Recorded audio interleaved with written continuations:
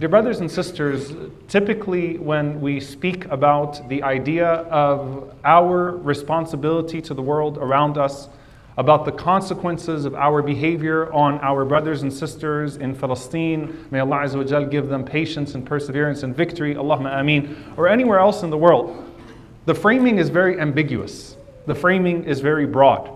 And it's very difficult for us to make the connection between our everyday actions and the decisions, our individual life decisions, and the consequences that they have on the world that we want to see, the world that we want to live in, the world that parents want to leave for their children, the world that communities want the younger generation of those communities to inherit. It's very hard to make the specific connections, but our religion makes very specific connections about the choices that we make and the world that we live in right now, as well as the world that we leave behind after us. And so when you hear an ayah, ظَهَرَ الْفَسَادُ فِي الْبَرِّ وَالْبَحْرِ بِمَا كَسَبَتْ أَيْدِي النَّاسِ, that verily corruption has appeared on the land and on the sea because of what man's hands have earned. And Allah subhanahu wa ta'ala says, لِيُذِيقَهُمْ بَعْضَ الَّذِي عَمِلُوا, so that they can taste a little bit of what they have done, لَعَلَّهُمْ يَرْجِعُونَ, so they can come back to Allah. Allah subhanahu wa ta'ala also says, وَلَنُذِيقَنَّهُمْ مِنَ الْعَذَابِ الْأَدْنَى دُونَ الْعَذَابِ الْأَكْبَرِ لَعَلَّهُمْ يَرْجِعُونَ. We will allow them to taste some of the punishment in lieu of the greater punishment so that they may come back to the Lord. So Allah Azza wa Jal is not mocking humanity. He's not mocking those who would actually contemplate the words of the Quran. Allah subhanahu wa ta'ala is giving you a stated purpose to say that if you're concerned with how messed up the world is, recognize the role that you are playing in that messed up world, and then come back to Allah subhanahu wa ta'ala individually and collectively. But the stated goal of bringing you back to Allah is both when the mukhatab, when the one who is being addressed is a tyrant, and the one who is being addressed is a victim of tyranny.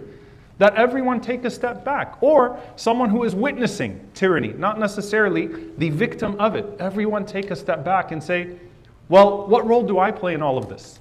Not necessarily in fighting the tyranny, because that's an entire khutbah in and of itself. In fact, that is what we have been speaking about for the last 2 years.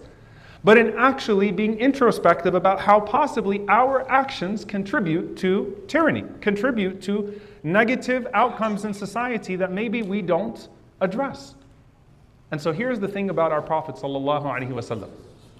Every single hadith where the Prophet sallallahu alaihi wasallam warns us of our behavior at an individual level, the Messenger of Allah sallallahu alaihi wasallam broadens the consequence. So for example, a hadith in marriage, very famous hadith, إِذَا أَتَاكُمْ مَنْ تَرْضَوْنَ دِينَهُ وَخُلُقَهُ أو إِذَا خَطَبَ إِلَيْكُمْ, if someone comes to you proposing whose religion and character is pleasing. Let's be very clear that the Prophet ﷺ is saying whose religion and character is pleasing in lieu of other things that other people usually make as standards of marriage. All right? So it's not the same tribe, it's not the same race, it's not the finances, it's not the career. What's actually appealing about that suitor is their character and their religion. The Prophet ﷺ says, فَزَوِّجُوا, then marry that person. Don't turn that person away. If that person meets the necessary bar of religion and character, do not turn that person away. And the Prophet ﷺ says, إِلَّا تَفْعَلُوا تَكُنْ فِتْنَةٌ فِي الْأَرْضِ وَفَسَادٌ عَرِيضٌ. If you don't do that, there will be fitna on earth, trial and tribulation on earth, and a widespread corruption. Fitnatun arid. That's the hadith of the Prophet ﷺ. Now, you look at that and you say, all right, well look, this has nothing to do with the world. This is just me. What does my personal decision about wanting, not just my son, my daughter, or wanting, a marriage to be from the same country, or from the same race, or from the same tribe, and it gets more and more cut out. Or, they don't just have to be a doctor, they got to be a dermatologist, and they've got to be this and this and this and that, and this age, and match this particular thing. What does that have to do with fitna on earth? I'm just making these personal decisions for myself. And the Prophet ﷺ is saying, absolutely not. It actually affects more than you. Because the way that you carry yourself as an individual affects your family, the way you carry yourself as a family affects your community, the way you carry yourself as a community affects your ummah, the way you carry yourself as an ummah affects humanity. It is all interconnected. And so you might just think that all I'm doing is I'm making decisions for myself. But is that the type of world that you want to live in? When marriage is the most fundamental construct of society, the pillar of a society, the pillar of a community. When you mess the standards up for that, you pave the way for an entire society built on that which is superficial. Because to you, clearly, it's about race, it's about nationality, it's about wealth, it's about this, it's about that, it's about all of these standards that are antithetical to Islam, that the Prophet ﷺ came to eradicate. And you're like, no, it's not that deep. It actually is that deep. It actually cuts that deep.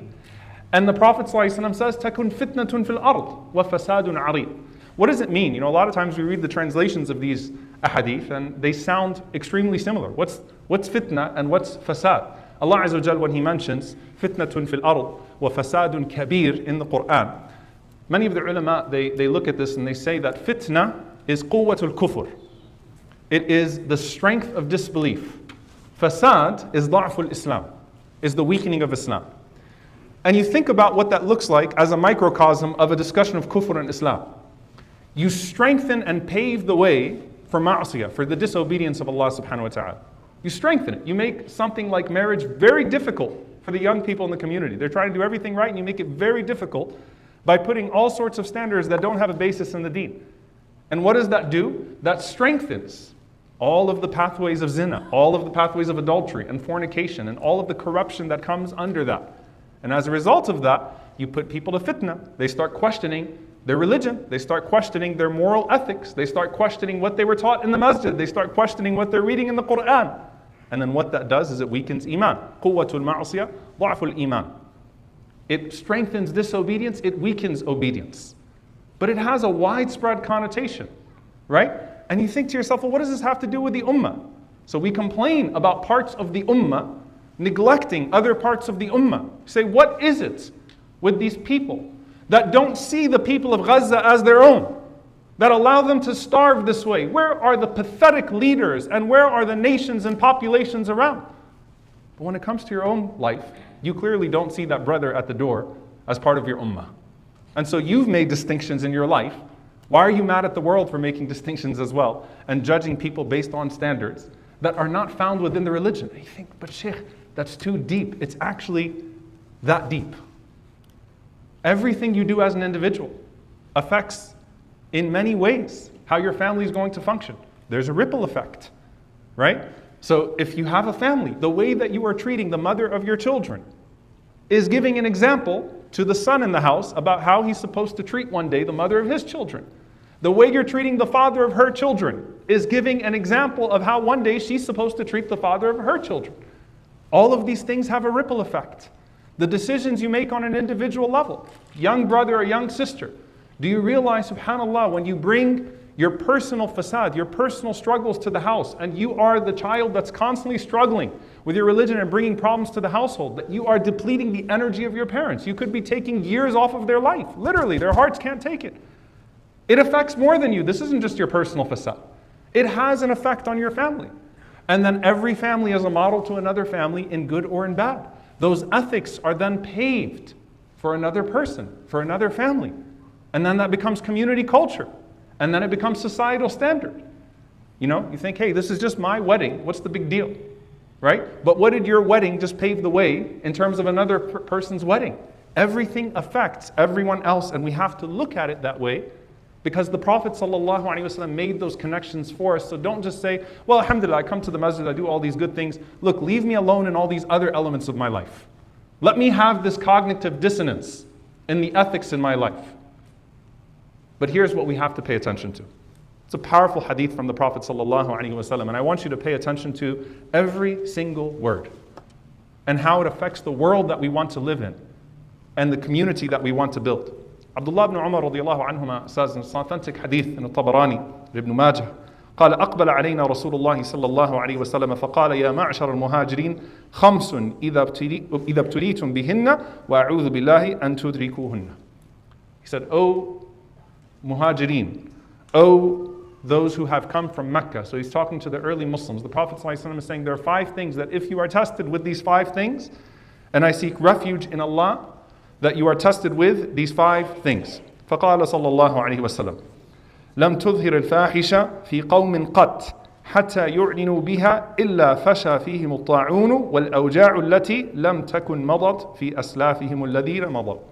Prophet ﷺ said that immorality never spreads amongst the people. And Ibn Abbas radiallahu anhuma has a similar narration where he says a zina in particular, right? And its different forms. And you can think about all the forms of adultery and fornication that exist in our society.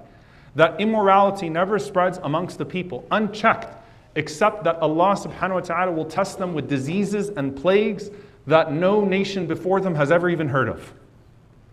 Allah Azza wa Jal will affect their health because they're using their bodily health. They're using what Allah has given them of their bodies for indecency. And so Allah subhanahu wa ta'ala allows the health that they use to deteriorate collectively as a result. وقال صلى الله عليه وسلم وَلَمْ يَنْقُصُوا الْمِكْيَالَ وَالْمِيزَانَ إِلَّا أُخِذُوا بِالسِّنِينَ وَالشِّدَّةِ أو وَشِدَّةِ الْمَؤُونَةِ وَجَوْرِ السُّلْطَانِ عَلَيْهِمْ.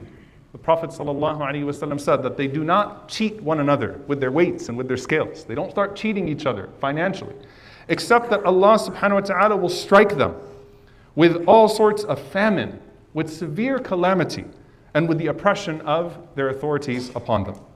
This is incredible. Why?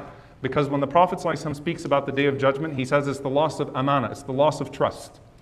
And the greatest loss of trust is at the top, no doubt. It's leadership. When leadership becomes corrupt, there's a loss of trust.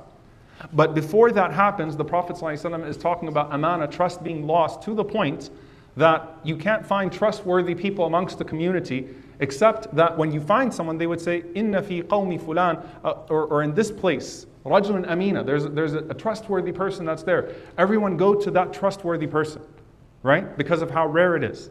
When we cheat each other, then we will be cheated as well. When we start to deal in our businesses and with our finances, cheating, cutting corners, then we're going to have authority that reflects an ecosystem that we contributed to. And it should be understood that way. That your actions, you might be thinking like, what's the big deal in my business? What's the big deal? You know, subhanAllah, mikyal and mizan, you think about what economics looked like in the time of the Prophet ﷺ. We live in a time where you press a button, where it's a digit, a digital digit, and it affects thousands, if not millions. It's, you know, you think about corporate greed and you think about the economic system that we exist in today.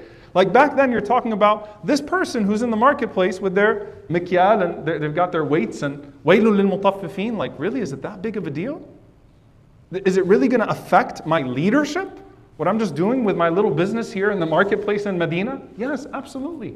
Because there's a collective greed and a collective cheating, a culture of cheating that then overcomes you. You can't complain about a global system of greed when you practice it on your individual life and say, well, that's the only way to get ahead. It's the only way to keep up in the system that I existed in today.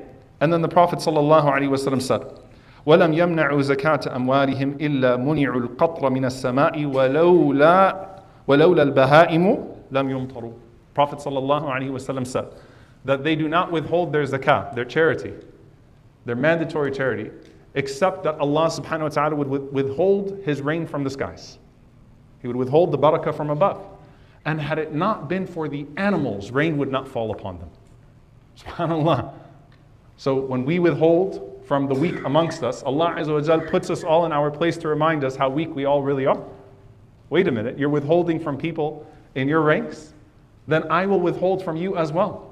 And so when the Prophet ﷺ talks about the years before Dajjal, years of shiddah, years of difficulty, years of famine, years of impoverishment. Like there's a direct connection between you withholding from the poor amongst you and you being withheld from because أنتم الفقراء إلى الله. You are the poor people to Allah. You're the ones who are in need of Allah Azza wa Jal. Allah subhanahu wa ta'ala is Ghaniyul Hamid. Allah Azza wa Jal is completely self-sufficient and self-praised. He doesn't need you. You need Him subhanahu wa ta'ala. And the Prophet sallallahu alaihi wasallam said, وَلَمْ يَنْقُضُوا عَهْدَ اللَّهِ وَعَهْدَ رَسُولِهِ صلى الله عليه وسلم إِلَّا سَلَّطَ اللَّهُ عَلَيْهِمْ عَدُوًا مِنْ غَيْرِهِمْ فَأَخَذُوا بَعْضَ مَا فِي أَيْدِيهِمْ. The Prophet ﷺ said that they do not relinquish the covenant of Allah Azza wa Jal and the covenant of the Messenger of Allah sallallahu alaihi wasallam that's been given to them. They don't let that covenant go, except that Allah Azza wa Jal will send an oppressor to take some of what is in their hands. Start to empty it out for them. SubhanAllah, so profound on so many levels, and the time does not allow me to go into the full details of this. And the Prophet sallallahu alaihi wasallam said, وَمَا لَمْ تَحْكُمْ أَئِمَّتُهُمْ بِكِتَابِ اللَّهِ وَيَتَخَيَّرُوا مِمَّا أَنزَلَ اللَّهُ إِلَّا جَعَلَ اللَّهُ بَأْسَهُمْ بَيْنَهُم. And then the Prophet ﷺ has a warning specifically to the leaders, that the leaders, unless the leaders rule according to the book of Allah subhanahu wa ta'ala and the goodness of divine guidance, Allah subhanahu wa ta'ala will continue to cause dissension in the ranks. بَأْسَهُمْ بَيْنَهُم. The dissension will continue amongst their ranks. The point is that you have to ask yourself, what type of world am I contributing to? What type of system am I contributing to? What am I buying into? What have I become complacent with? What have I accepted as a norm in my life? And this has widespread consequences and circumstances. Look, I bring it, and I spoke about this in my khutbah last week, obviously in my masjid in Dallas, but I was, just think about this idea of how quick the Muslims give up on a boycott. It doesn't last long. We get tired so quick, right? Everyone gets excited about boycotting a company, and then 2 months later, what's in their hands? You stop asking questions. That app disappears on your phone. You stop searching. You don't want to know that things are boycotted because at the end of the day, everything is made by them.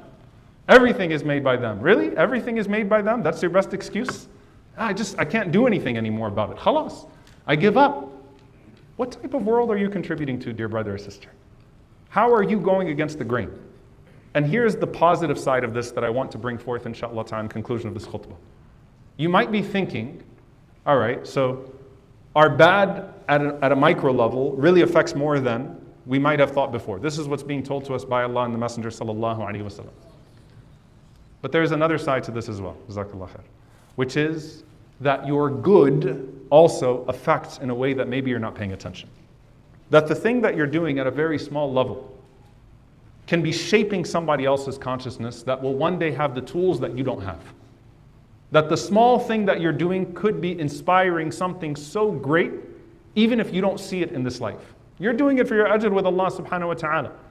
The small protest, the small act of charity, the small act of good, that sense of integrity, that you're not going to engage in certain practices that have become normalized in society. You don't know who you are touching, or what effort you are inspiring, or what mind you are shaping, or what heart you are cultivating that's going to go on to do incredible things. So I bring it back to the household, to the parents. Your kids are watching you. And subhanAllah, you don't know. That small act of charity that you used to do, that goodness that you used to show, those things that you used to do that will make them reflect. Perhaps Allah Azza wa Jal opens up the doors for them and they have incredible capacity at some point, and they will become world contributors because of you, because they remembered you. SubhanAllah, I always talk about this. I was talking to my father, may Allah preserve him, just yesterday. And, mashallah, he's into his 80s, and I'm like, you remember that small thing that you used to do? It's like, really? Like, he made a comment once about my mother, may Allah have mercy on her, that he said she was like a taxi for the refugees and for those people when she could still drive. That shaped my consciousness. Small things. So you're doing things in your house that you might be thinking, yeah, what's the point? You don't know what you're inspiring. You're going out there and you're protesting, you're doing these small things on your college campuses, you're putting forth these efforts that seem to be crumbling and failing at every, in the face of this craziness that we are in right now. The system seems overwhelming. Allah might put barakah in your effort and grow it in your lifetime, and it might be something that changes the world in your lifetime, or someone else is watching you. Someone else is being affected. Someone else is being shaped. Something else is being shaped. And so just like maybe we minimize the impact of the things that we do that are negative at an individual level, perhaps we do the same as well when it comes to the good things that we do. May Allah subhanahu wa ta'ala allow us to be purified from the sins, the minor and the major, that cause for things to come upon our ummah that are of distress. Allahumma naqqina min al-dhunubi wal-khataya lati takbisu du'a, wa naqqina min al-dhunubi wal-khataya lati tanzilu al-bala. May Allah purify us from all those sins, and may Allah Azza wa Jal guide us to the good deeds that benefit our ummah, that benefit our world, that will benefit us on the day of judgment. Allahumma ameen. Aqulu qawli hadha wa astaghfirullahi li wa lakum wa li sa'iril muslimin fastaghfiruhu innahu huwal ghafurur rahim.